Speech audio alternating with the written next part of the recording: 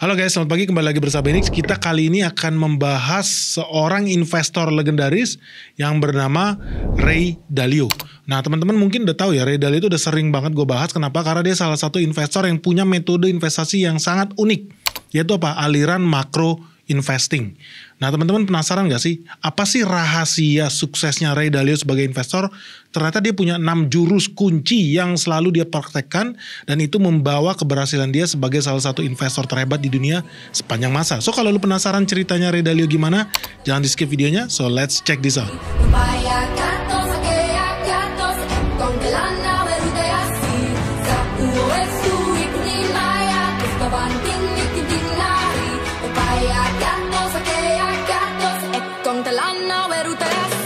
Jadi kunci rahasia Ray Dalio itu berulang kali dia suka sharing bahwa salah satunya apa? Dia punya pola pikir yang sangat-sangat unik. Maksudnya unik apa? Dia itu investor yang alirannya punya jiwa wirausaha, jadi entrepreneurship.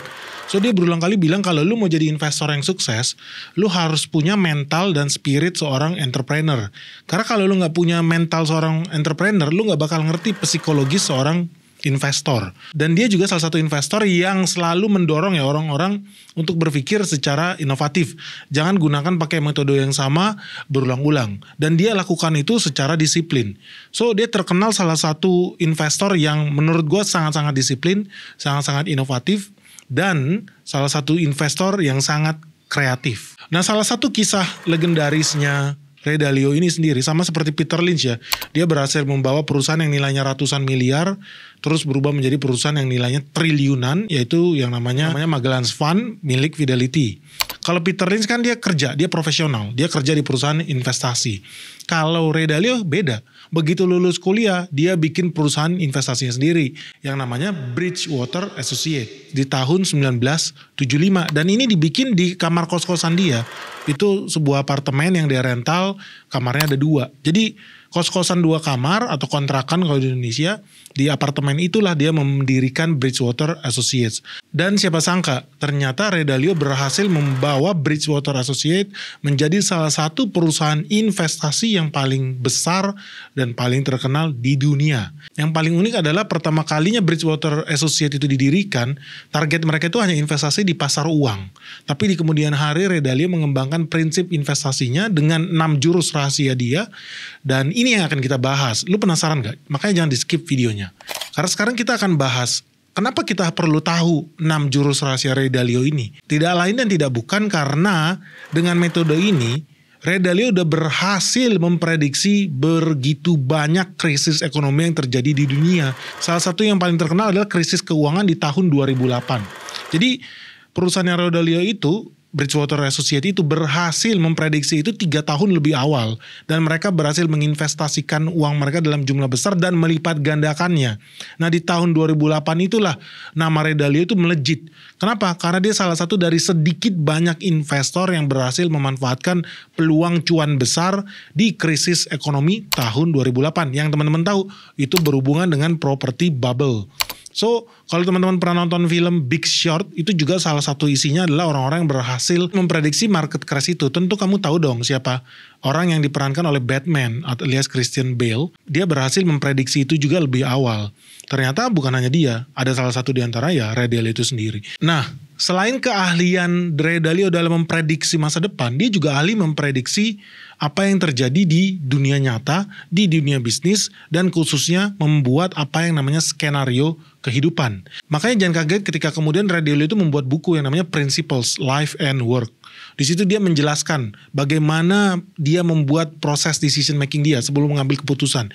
Bukan hanya keputusan investasi, tapi keputusan juga dalam kehidupan hari-hari. Seperti apa? Kapan harus menikah? Dan bagaimana cara memilih pasangan untuk membina keluarga? Bagaimana cara membangun rumah tangga? Bagaimana cara membangun network? Bagaimana cara membangun jalinan pertemanan dan lain sebagainya. Jadi dia betul-betul mengajarkan prinsip hidupnya yang dia alami selama ini, dan dia tulis itu di dalam bukunya itu, Principles itu. Jadi di situ kita melihat bukan hanya sebagai investor ya, tapi juga sebagai individu, sebagai kepala keluarga, sebagai seseorang yang terus belajar, sebagai seorang businessman, dan juga sebagai seorang mandiri yang memiliki personality dan karakter tersendiri. Jadi menurut gue itu salah satu buku yang sangat-sangat dinantikan karena begitu banyak investor di dunia ini yang pengen mempelajari bagaimana sih caranya menjalani kehidupan seperti seorang investor hebat. Karena even Warren Buffett aja dia nggak mau mengeluarkan buku yang begitu personal. Nggak ada. Ada sedikit ya mungkin di partnernya aja Charlie Munger. Peter Lynch pun nggak pernah mengeluarkan buku yang seperti itu. Jadi mereka hanya fokus tentang mengedukasi bagaimana metode investasi yang benar. Tapi mereka nggak pernah mengajarkan bagaimana cara hidup menjadi investor yang seharusnya. Nah jadi buku Ray Dalio ini sangat unik dan kemudian meledak sangat laku di pasaran. Nah sepanjang karirnya Ray Dalio ini sangat berkomitmen terhadap yang namanya proses pembelajaran yang berulang-ulang dan terus-menerus. Jadi namanya continuous learning. Karena apa? Karena dunia terus berubah, kita harus bisa beradaptasi dengan perkembangan zaman, perkembangan teknologi, dan pada saat yang sama kita juga harus bisa mengontrol diri dan belajar memperbaiki diri sendiri yang namanya self-improvement. Jadi dia betul-betul mengajarkan bahwa investasi itu bukan sekali selesai, itu adalah proses pembelajaran yang terus-menerus dan berulang-ulang, dan di situ gue sangat setuju. Karena apa? Begitu banyak dan semua investor hebat yang kita ketahui, Charlie Munger, Peter Lynch dan kawan-kawan termasuk Warren Buffett, itu mengajarkan yang sama. Lu harus terus belajar, baca buku. Karena apa? Karena ilmu investasi itu terus berkembang. Nah, perusahaan investasi Bridgewater Associates ini yang didirikan oleh Ray Dalio ternyata memiliki beberapa prinsip investasi yang berulang kali diajarkan oleh Ray Dalio. Kenapa? Karena dia mau makin banyak orang bisa melakukan analisa secara mandiri, dan lebih penting lagi bahwa fundamental saham itu sangat-sangat penting. Dan ini menurut Ray Dalio adalah dasar dari segala dasar ilmu investasi yang ada di dunia. Yang pertama adalah diversifikasi. Ray Dalio itu berulang kali mengajarkan bahwa apa? Lu harus melakukan diversifikasi. Diversifikasi apa? Diversifikasi aset kelas. Jadi artinya apa? Lu jangan taruh semua keranjang duit lu, harta lu di satu bentuk aset kelas seperti tanah doang gitu misalkan, atau apartemen doang, atau ruko doang, atau saham doang, atau emas doang. Karena apa? Ketika marketnya collapse di spesifik aset kelas itu, ya lu akan ikutan collapse di sana. Yang kedua apa? Yang kedua adalah diversifikasi dari segi geografi. So Ray Dalio ini alirannya macro investing ya, udah pernah gue ajarin sama kamu. Dan dia tidak percaya bahwa misalkan dia investasi hanya di Bursa Efek New York atau di Bursa Efek London. Udah, cuman sama-sama di sana, enggak. So sekarang itu Bridgewater itu lagi heavy masuk ke Cina. Sebelumnya dia anti banget investasi di Cina, tapi belakangan ini enggak. Dia diversifikasi itu. Karena apa? Ada kemungkinan Cina ini bisa jadi pemenang Perang Dunia III. Ya kita nggak bisa bohong. Ada kemungkinan untuk itu, dan ada kemungkinan mereka bisa mengalahkan ekonomi Amerika. I think that's one of the reason kenapa Charlie Munger itu juga mulai berinvestasi cukup besar di perusahaan-perusahaan emiten-emiten yang ada di Asia Timur seperti Cina dan Jepang dan Korea. Nah, Ray Dalio itu percaya lu nggak boleh aset lu terkonsentrasi hanya di satu negara. So dia mengajarkan apa? Diversifikasi geografi, masuk ke pasar Afrika, masuk ke pasar Eropa, masuk ke pasar Asia Tenggara, dan itu yang dilakukan oleh Ray Dalio. Nah yang ketiga itu diversifikasi dari segi economic environment. Jadi lingkungan ekonominya. Contohnya misalnya gini. Sekarang di Amerika lagi pemilu, kemungkinan akan terjadi gonjang-ganjing. Sama seperti ketika di Indonesia ketika lagi pemilu. Ya banyak gonjang-ganjing di pasar modal yang ada di Indonesia. Begitupun di Amerika. Jadi kita nggak boleh aset kita itu terkunci berdasarkan satu economic environment tertentu. Kenapa? Karena kalau udah itu terjadi di kita, yang ada karena kita gagal diversifikasi, kita akan ikut terjerumus di sana. Contohnya gini. Banyak orang dulu berbondong-bondong investasi ke Argentina karena dianggap mata uangnya lagi murah. So orang investasi di sana, beli banyak mata uang pesonya si Argentina itu. Apa yang terjadi kemudian ketika Argentina krisis ekonomi berulang-ulang gagal bayar utang mereka, ya orang-orang pada kolaps juga di sana. Nggak peduli lu beli tanah, nggak peduli lu beli saham, nggak peduli lu beli mata uang investasi forex, ya lu bakal kolaps bareng-bareng. Jadi nggak boleh lu terkunci di dalam satu situasi ekonomi tertentu yang lu merasa wah ini momentumnya bagus nih, harganya lagi pada murah karena negara lagi krisis. Gue taruh semua aset gue di aset-aset di Yunani misalkan, atau di Italia, atau di Argentina contohnya. Nggak boleh gitu loh. Kalau lu mau lakukan itu, lu harus melakukan diversifikasi. Jadi apa? Oke, kita lihat lagi krisis di Indonesia, banyak yang kayak mendadak tuh ketika krisis 98 ya kan. Lokengong itu salah satunya yang diuntungkan oleh situasi itu. Tapi kalau seandainya kita taruh semua asetnya di situ, ya nggak bagus juga. Jadi Idealnya kita taruh juga lah di Thailand, di Vietnam, di negara-negara berkembang yang pada saat yang sama itu juga sedang mengalami situasi ekonomi yang sulit. So diversifikasi dari segi economic environment. Kuncinya adalah diversifikasi. Nah, yang kedua adalah risk parity. Jadi risk parity ini adalah metode distribusi aset atau nilai investasi kamu. Itu bukan berdasarkan jumlah nominalnya, tapi berdasarkan resikonya. Nah, ini gue berulang kali bilang, banyak orang ketika investasi, misalkan dia mau investasi satu emiten 100% duitnya ke sana. Oke Pak, jadi berapa? Minimal 5. So apa yang dia lakukan? Dia bagi 5. Jadi 20%. Contohnya dia punya duit 100 juta. Oke, dia mau diversifikasi. 20%, 20 juta dia taruh di saham perbankan. 20% dia taruh di saham pertambangan. 20% atau 20 juta di saham yang berhubungan dengan properti dan lain sebagainya. Nah, itu tidak betul. Karena apa? Karena metode risk parity adalah metode mendistribusi resiko berdasarkan resikonya itu sendiri. Jadi bukan berdasarkan nominalnya. Oke, 100 juta bagi 5, 20 ditaruh di tempat berbeda, ternyata nggak begitu. Kalau metodenya Ray Dalio adalah berdasarkan tingkat resikonya. So, maksudnya begini, misalkan ada sebuah emiten yang gue yakin banget dulu itu bisa kasih kita cuan 300%. Ternyata dalam perjalanan waktu ya, per hari ini, menurut gue bisa 500% nih. Tapi resikonya ada nggak? Iya, resikonya sangat tinggi. So, sangat tidak bijak kalau gue menaruh duit gue sebagian besar ke sana. Enggak. Gue akan kasih, tapi ya mungkin sekitar 20 atau sampai 25%. Nah, itu yang dilakukan oleh Ray Dalio bahwa dia bilang apa? Risk parity. Kalau resikonya terlalu gede, lu harus timbang dengan resikonya yang kecil, harus lu distribusikan. Tapi bukan dari nominalnya lu, tapi dari resikonya. So, ketika gue investasi ke saham-saham yang resikonya tinggi, gue akan distribusikan itu ke beberapa saham yang lain, yang resiko tinggi juga tentunya. Tetapi pool of money-nya itu udah gue limit. Ketika terjadi collapse semuanya di saham resiko tinggi ini, exposure gue nggak akan lebih dari 30% saja. Sisanya ke saham yang relatif lebih aman, atau yang relatif lebih kecil cuannya tapi lebih pasti. Nah yang ketiga itu independent thinking. Nah ini berulang kali diajarkan juga nih sama Elon Musk, lo harus punya independent thinking. Artinya apa? Kita sebagai investor harus bisa berpikir secara independen. Jadi punya pola pikir, punya ide, punya gagasan, punya kalkulasi dan kesimpulan berdasarkan evaluasi yang udah kita bikin sendiri. Jadi bukan analisanya orang lain kita copy paste, enggak. Tapi lu bikin itu analisa lu sendiri sehingga lu bisa punya pemikiran yang independen. Kenapa lu harus belajar mempunyai pemikiran independen? Supaya lu bisa terlatih untuk men-challenge pengetahuan-pengetahuan umum yang diterima oleh mayoritas orang di luar sana. Jadi to challenge the conventional wisdom. Banyak orang ketika gue jelaskan metode investasi gue, mereka gak nyambung, mereka gak paham. Banyak banget. Kenapa? Karena metode investasi yang gue bikin dan yang gue lakukan itu sangat unik. Sangat sedikit orang yang berani lakukan itu, atau mau lakukan itu, atau menganggap itu sebagai metode investasi. Banyak orang yang tidak setuju dengan itu. And I think that's okay. Karena apa ya? Gue kontrarian. Dan yang paling penting, independent thinking ini membantu kita buat apa? Buat bisa menerima dan mau mendengarkan sudut pandang orang lain juga. Jadi kita nggak tak kaku dengan satu metode tertentu. Oh, metode Warren Buffett udah paling bagus. Nggak begitu juga. Oh, metode Lynch udah paling bagus. Oh, metodenya Ray Dalio udah paling bagus. Enggak juga gitu. Ada begitu banyak ilmu di luar sana yang bisa kita terapkan. Nah, ini nggak bakal bisa kita lakukan kalau kita nggak bisa berpikir secara independen.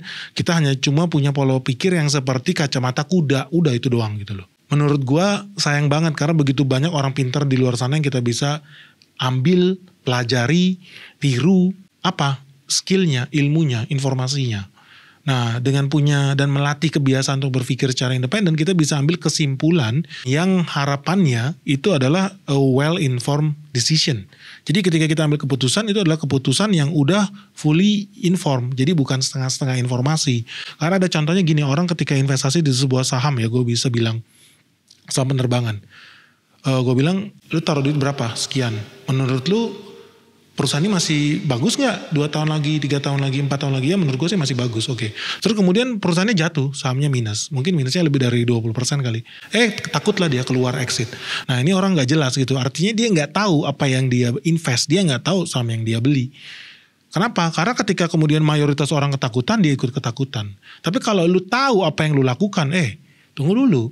Gue tahu, misalkan ini perusahaan ini sebenarnya dulu bisa bawa orang terbang 3 kali lipat lebih banyak dibanding di hari ini. Artinya hari ini posisi dia masih ada potensi buat growth. Sayang aja pesawatnya nggak begitu banyak. Tapi kalau begitu nambah, cuan dia nambah banyak. Misalkan begitu. Karena apa? Ya kita punya datanya. Kita punya a well-informed decision ketika kita ambil keputusan. Apakah challenge-nya, apakah peta kompetisinya, dan lain sebagainya. Dan ini adalah metode pemikiran yang harus original ya, yang kamu bisa dapatkan karena lu udah melakukan riset itu secara independen. Karena kalau enggak gimana? Kalau lu nggak lakukan riset lu secara independen, lu nggak pernah tahu itu perusahaan kenapa naik, lu nggak pernah tahu kenapa perusahaan itu turun. Yang ada apa? Lu akan terombang-ambing dengan berita-berita di luar sana. Karena lu bukan independent thinker, lu adalah apa? Peserta grup-grup saham yang nggak jelas itu. Lu adalah manusia FOMO yang nggak pernah tahu kenapa saham ini naik, kenapa saham ini turun. Lu gak pernah tahu. Karena lu gak pernah melatih diri lu untuk mau tahu dan berpikir dan memproses data-data yang ada. Nah yang keempat ini yang paling seru. Yang keempat ini namanya radical transparency. Jadi transparansi yang sangat-sangat radikal. Jadi tadi kan gue udah bilang ya, Ray Dalio itu membangun perusahaan investasinya sendiri namanya Bridgewater Associates. Nah Ray Dalio sendiri adalah seorang investor. Bridgewater Associates adalah perusahaan investasi.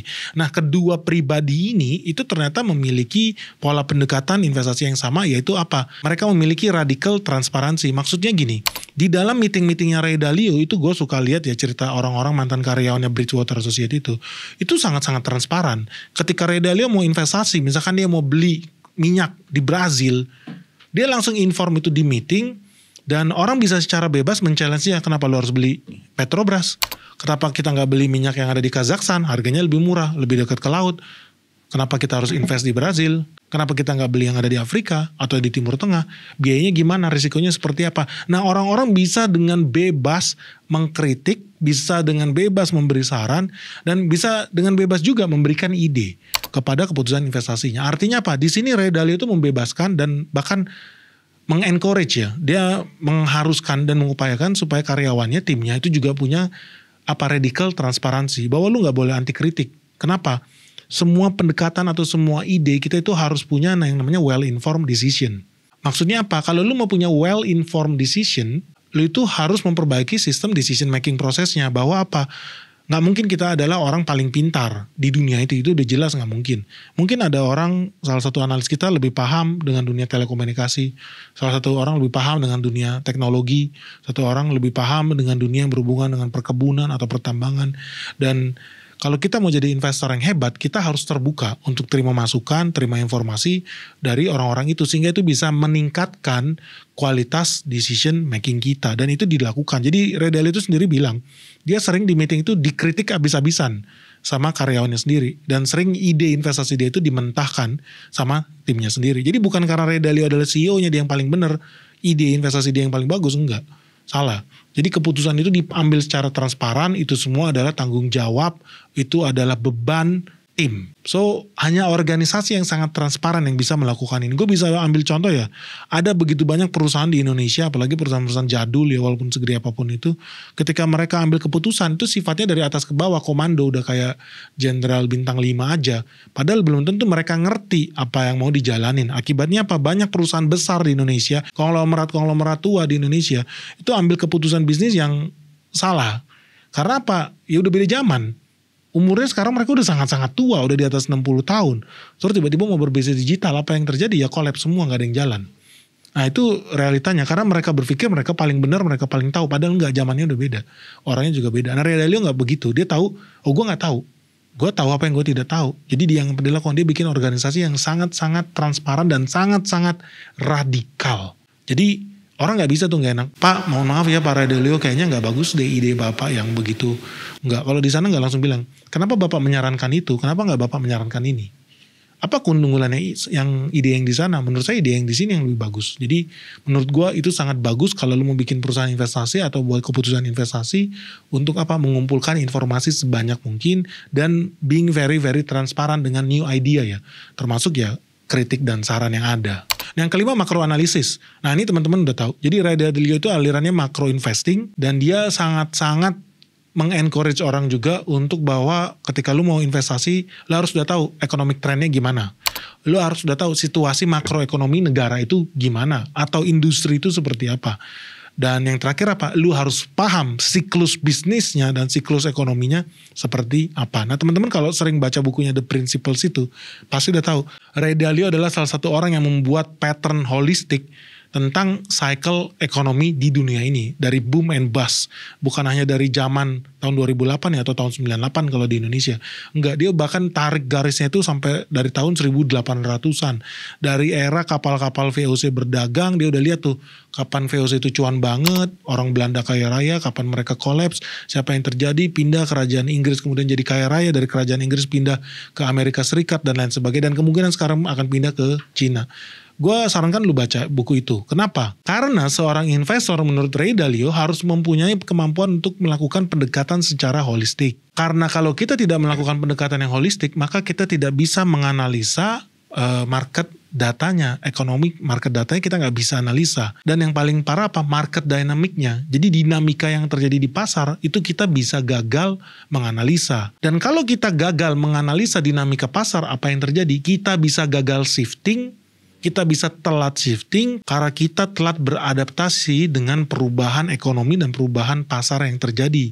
Nah, Dalio ini terkenal sangat hebat. Dia bisa shifting portofolio itu sangat cepat berdasarkan situasi makroekonomi. Tadi yang bilang ya, misalkan dia heavily invest di saham Amerika. Tapi dia udah bisa lihat nih, mungkin ada kemungkinan Amerika kalah perang. Dia langsung shift portofolio, dipotong, sepertiga dibuang ke Cina. Masuklah ke perusahaan-perusahaan saham-saham yang ada di Cina. Dan dia itu cepat sekali dalam melakukan shifting itu.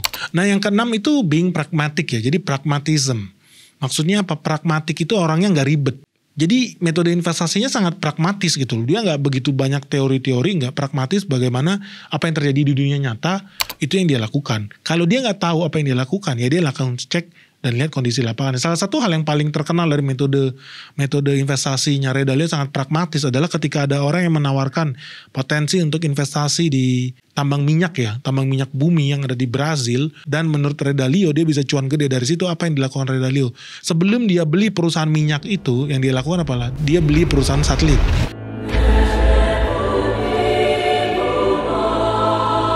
Kenapa dia beli perusahaan satelit? Kayaknya nggak ada hubungannya ya.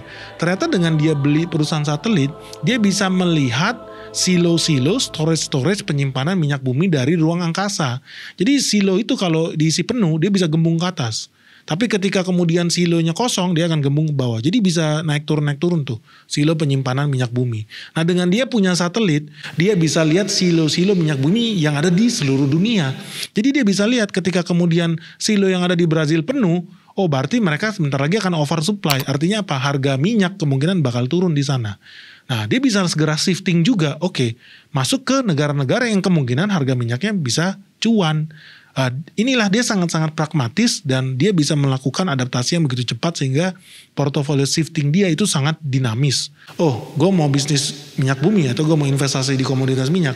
Ternyata yang dia lakukan apa? Dia beli perusahaan satelitnya. Di situ dia bisa cuan lebih pasti dan lebih safe. Nah, 6 prinsip inilah guys yang digunakan oleh Ray Dalio dalam menjalankan filosofi investasi dia, sehingga dia bisa menjadi investor legendaris seperti sekarang ini. Kenapa? Karena dia berhasil mendeteksi ya dinamika market lebih awal. Dia bisa melakukan analisa yang lebih holistik dan menyeluruh. Dan yang ketiga apa? Manajemen risikonya itu jauh lebih lengkap dibandingkan kita yang tidak terlalu well informed. Tapi dia melakukan manajemen risiko yang sangat safety. Bahkan lebih safety dibandingkan metode investasinya Warren Buffett itu sendiri. Metode investasi Ray Dalio ini terbukti bisa beradaptasi dengan perubahan market. Jadi dinamika market itu selalu terjadi di mana-mana. Apalagi kalau investasinya ke seluruh dunia, bukan cuma di satu market. Metode Ray Dalio ini ternyata terbukti ya berhasil melindungi duit investor yang dititipkan di Bridgewater Associate. So guys, ini adalah ilmu investasi yang menurut gue cukup unik dan sangat sedikit ya orang di Indonesia yang melakukan ini. Kenapa? Karena mayoritas investor, ada perusahaan investasi yang di Indonesia itu hanya berfokus di satu market saja, itu pertama. Yang kedua, biasanya metodologinya sangat kaku. Mereka hanya diversifikasi berdasarkan sektor. Oke, ini masuk sektor pertambangan, ini sektor perhotelan, ini sektor properti, ini sektor perkebunan, udah that's it. Sangat very basic dari 30 tahun yang lalu sampai detik ini pun cuman gitu-gitu doang. Tapi Ray Dalio bisa melakukan klasifikasi dan kategori ke dalam perspektif yang berbeda. Kenapa? Ya karena dia punya pendekatan yang sangat unik, karena dia punya independent thinking. So teman-teman, semoga kita bisa belajar nih dari metode investasinya Ray Dalio yang luar biasa. Hanya 6 doang, Ya gua rasa apa yang dilakukan kita juga sebetulnya bisa lakukan itu, dan gue udah sering lakukan itu juga. Kalau lu penasaran, setuju nggak kalau kita bahas lebih detail gimana sih sebetulnya metode Ray Dalio kalau kita terapkan sebagai investor retail yang dananya lebih kecil dibandingkan Ray Dalio, bisa apa nggak? Faktanya bisa, karena gue adalah salah satu investor yang ketika investasi melihat situasi makroekonomi di negara lain.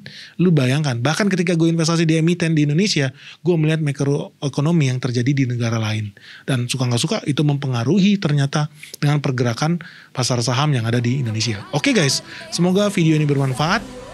Jangan lupa like, share, dan komen. Salam sehat, salam cuan, bye-bye.